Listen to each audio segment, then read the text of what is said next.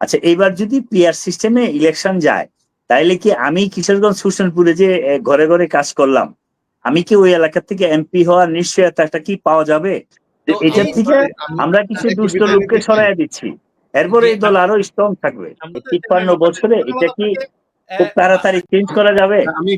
আমার খালি একটা প্রশ্নই, পিআর কেন প্রয়োজন? পিআর দিয়ে নির্বাচন করলে আমাদের যে গুলোতে কেন্দ্রগুলোতে যে বিশৃঙ্খলা, হানাহানি, মারামারি এগুলো থেকে রক্ষা পাওয়া যাবে এবং সবারই একটা প্রতিনিধি পাওয়া যাবে। এবং মাহবুব ভাই অনেক যুক্তি দিয়ে বুঝালেন এবং আরিফ বিল্লাহ ভাই তার যুক্তি দিয়ে বুঝিয়ে গিয়েছিলেন এবং আমাদের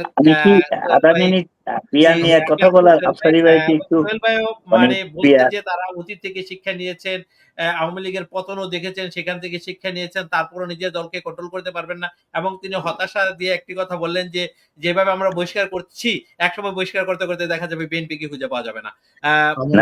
এই সাগর থেকে শেষ হবে না, আমি কথাটা বুঝাইতে চাই না। এটার থেকে আমরা কিছু দুষ্ট লোককে সরাইয়া দিচ্ছি, এরপরে এই দল আরো স্ট্রং থাকবে। আমরা শেষ করেছি প্রোগ্রাম, তারপর আমি 30 সেকেন্ড সময় দিব। খালেদ সাইফুল্লাহ, সোহেল ভাই, আপনি যেহেতু পিআর সম্বন্ধে আমি একটা কথা বলি, আমি সময় দিতে শেষ করি। আমি আফসারি ভাইকে জিজ্ঞেস করি, মাহবুব ভাই, পিআর এর ইয়েতে আমি যে কিশোরগঞ্জের সদরে আমি ইলেকশন করার টার্গেট করতেছি, কিশোরগঞ্জ হোসেনপুর দুইটা মিলে আমার সিট, গতবার আমাকে নমিনেশন 2 নাম্বার সিরিয়ালে দিছিলেন। আচ্ছা, এইবার যদি পিআর সিস্টেমে ইলেকশন যায়, তাইলে কি আমি কিশোরগঞ্জ হোসেনপুরে যে ঘরে ঘরে কাজ করলাম, আমি কি ওই এলাকা থেকে এমপি হওয়ার নিশ্চয়তা কি পাওয়া যাবে?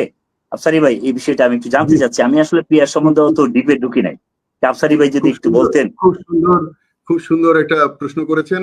আমানুল্লাহর কাছ থেকে আমার নাম্বারটা নিয়ে নিয়েন, আমরা একটা সেমিনার করব আগামী এই মাসে। আমার মনে হয় এটা করা উচিত।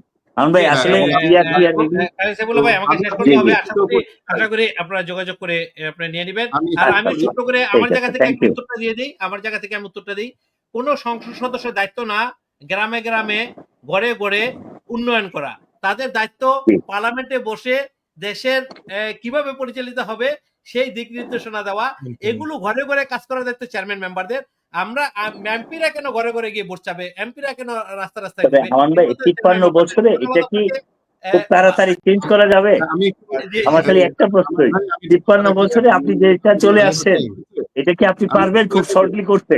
এটি আমার প্রশ্ন আর কি। ভাই, আমি একটু বলি, সম্ভব আপনি পিআর সিস্টেমে আপনি আপনার এরিয়ায় আপনি ধানের শীষের ব্যাপারে তো কাজ করছেন, এটা তো ঠিক। জি জি জি জি। আর 300 সিটে কে এমপি হবে এই নামটা আগেই ইলেকশন কমিশনে চলে যাবে। ওটা যদি এই দল আপনাকে সিলেক্ট করে, পিআর সিস্টেমও নামটা আপনার ইলেকশন কমিশনে চলে যাবে। সো ওইখানে কোনো এমপি হলে ধানের শীষের আপনিই হবেন। তো ওইটাতে আরো ডিটেইলস পরে জানা যাবে। এটা খুব বেশি কঠিন কিছু না, খুব সিম্পল।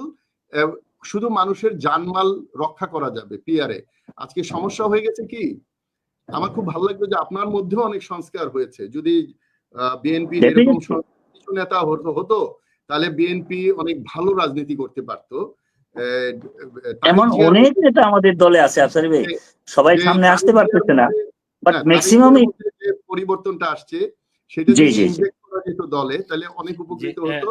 আর পিআর নিয়ে যতই বাধা হোক না কেন, কালকে যদি ডিক্লেয়ার দেয় তারিখ দিয়ে যে পিআর এই হোক ইলেকশন, বা কোনো কারণে যদি লন্ডন আবার যায় ডক্টর ইউনূস আর ওনারা দুইজন আলাপ করে বলে হ্যাঁ পিআরই হোক, কালকে থেকে আবার আওয়ামী লীগ বিএনপির সবাই বলবে পিআরই ভালো, পিআরই ভালো। ধন্যবাদ মেজর আমিন আফসারি এবং আপনাদের সবাইকে।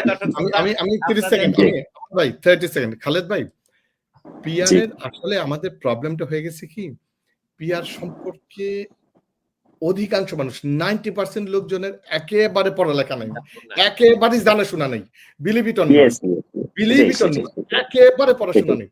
আমরা আসলে একটা সিস্টেমে যাচ্ছি, তো এইজন্য আসলে ওইটাতে ঢুকতে চাই না। পিআর কার্যকরের একটা পদ্ধতি রয়েছে, দুইটা পদ্ধতিতে পিআর কার্যকর হয়, যেটা আমি আগে বলে ফেলছি, যেটা আপনি যদি আমার আগের বক্তব্য আজকেই এখানে বলেছি একটু আগে, আমি মানে আপনার এই কথাটা শুনি না, আমি আফসারি ভাই থেকে অ্যাটেন্ড করছিলাম। এবং ওপেন লিস্ট পদ্ধতি, আপনি ওই যে আপনার যে ভিতরে যে সংখ্যাটা, আপনি নির্বাচনের জন্য কাজ করতেছেন, এখন আপনাকে কি এই কিশোরগঞ্জে ধানের শীষে আপনি এমপি হলে কিশোরগঞ্জে হবেন নাকি মাগুরা পাঠা দিবেন? অফকোর্স না, আপনি কিশোরগঞ্জে হবেন, মানে দিবেনই না আপনি। এটা কি পরে থাকবে কি থাকবে না, আমি কি আছি কিনা এটাতে। আমিন আফসারি এবং খালেদ সাইফুল্লাহ, সোহেল ভাই, পরে এটা নিয়ে আর বিস্তারিত কথা হবে ইনশাআল্লাহ।